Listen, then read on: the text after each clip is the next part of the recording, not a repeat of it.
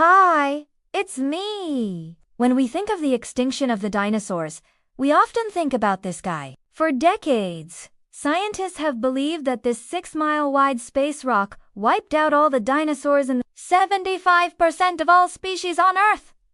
But there's a problem with this theory. According to the fossil record, the mass extinction that wiped out the dinosaurs was actually pretty quick, maybe taking just 30,000 years. But this asteroid impact supposedly caused ecological chaos for millions of years before finally ending life as the world knew it. So in this video, we're going to try and unravel this mystery once and for all. Let's do it! The evidence that an asteroid killed the dinosaurs is pretty overwhelming. There's a giant crater in Mexico that dates to when the asteroid hit and shocked the world. And rocks from this event have been found all over the Yucatan Peninsula and as far away as North America, Europe, and Africa. But these rocks don't tell the whole story because, according to geologists, the rocks weren't around when the asteroid struck. They formed afterwards. So you wanna know exactly what the asteroid was like or what the environment was like when it crashed into Earth?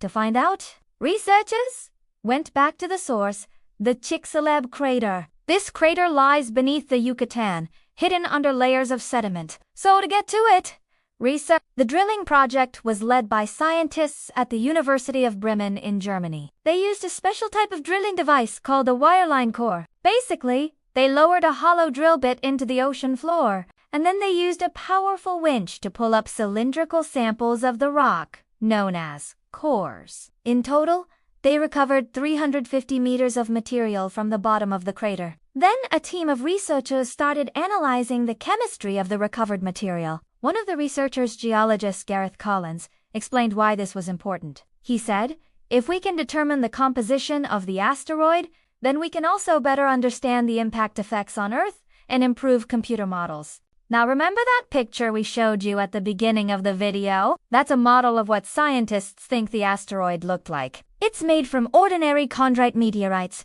which are some of the most common space rocks that fall to Earth. But this new research suggests that the asteroid that hit Earth might not have looked like this at all. In fact, based on the chemical signature of the minerals in the rocks they pulled up, Collins and his colleagues think the asteroid was mostly made of metal. In other words, it was a so-called iron meteorite. Iron meteorites are rare. They make up only about 6% of all meteorites that fall to Earth.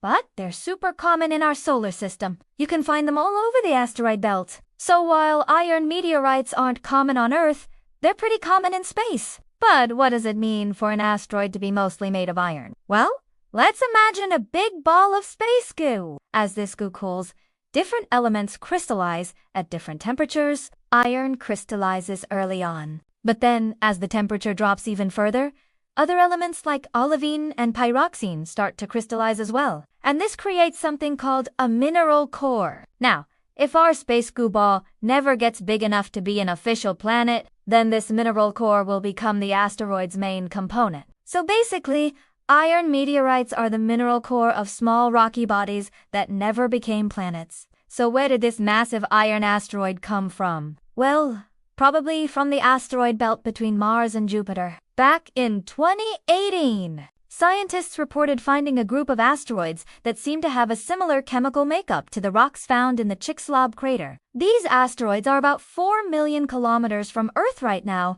but scientists say they could get much closer sometime soon, so we may get another chance to study one up close.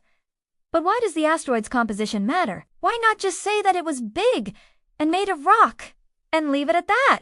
Well, because the asteroid's composition helps us understand how it behaved when it smashed into Earth.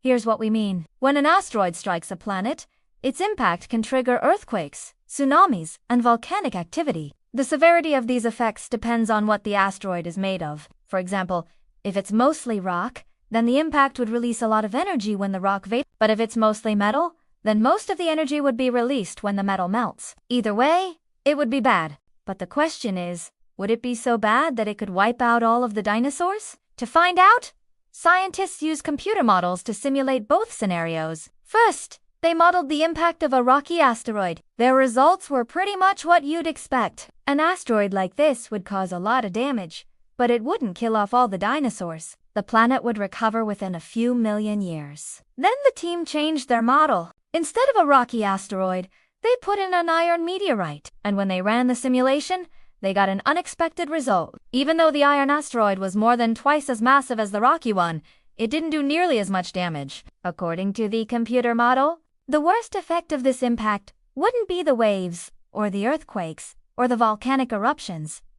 It would be the dust. A large iron asteroid contains a lot of sulfur, and when it hits the planet, that sulfur turns into sulfur dioxide gas and makes its way into the atmosphere. Up there, it forms sulfuric acid, which then falls to the surface as acid rain. And acid rain is bad news for plants and plankton, which means it's bad news for anything that eats them, including dinosaurs. So it seems like an iron asteroid could have wiped out the dinosaurs.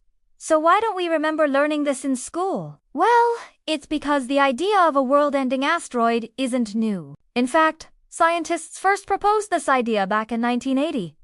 At the time, researchers were studying the KPG band, which is a thin layer of rock that scientists now associate with the extinction of the dinosaurs. This band has a weird amount of iridium, an element that's rare on Earth but common in space. So, astronomers hypothesized that the KPG band was evidence of a giant impact. But back in the 80s, astronomers couldn't agree on what kind of asteroid did the damage. Some thought it was a rocky asteroid and others thought it was an iron asteroid, so they ran computer simulations to figure out which scenario made more sense. They found that a rocky asteroid would cause a huge spike in temperature followed by a gradual decline back to normal. But actual data from ice cores shows that after the supposed impact, the planet experienced a rapid temperature drop, not a gradual one. So they concluded that an iron meteorite was more likely. Now, 40 years later, this new research is reigniting the debate.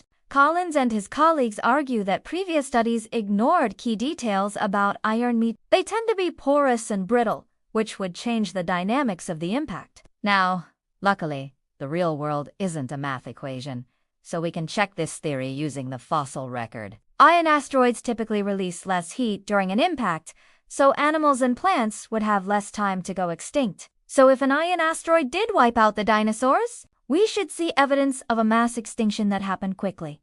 And this is exactly what the fossil record says happened. Now, this doesn't mean that non-iron asteroids couldn't have also played a role. After all, the asteroid that supposedly wiped out the dinosaurs is still sitting somewhere out there in space. Maybe it wasn't an iron meteorite at all. Maybe it was an entire fleet of them. One thing's for sure, though. The next time you look up at the night sky, you can know that those stars are made of iron. So what do you think? Do you think an iron meteorite wiped out the dinosaurs? Share your thoughts below. And thank you for watching.